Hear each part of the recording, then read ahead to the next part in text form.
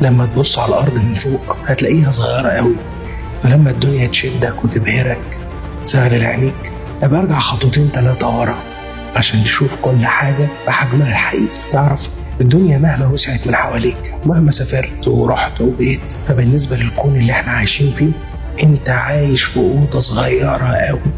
فما تخليش صراعك مع ظروفك ومشاكلك ينسيك انك تحضر نفسك علشان يوم لما تبدأ رحلتك للدنيا الواسعة تكون جاهز ومستعد.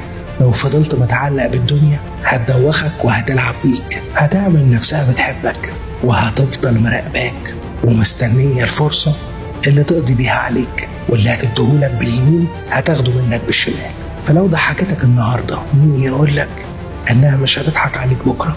خليك زي النخلة حالم وما توطيش على اي لقمة الدنيا ترميها لك، علشان كل اللي عملوا كده قبلك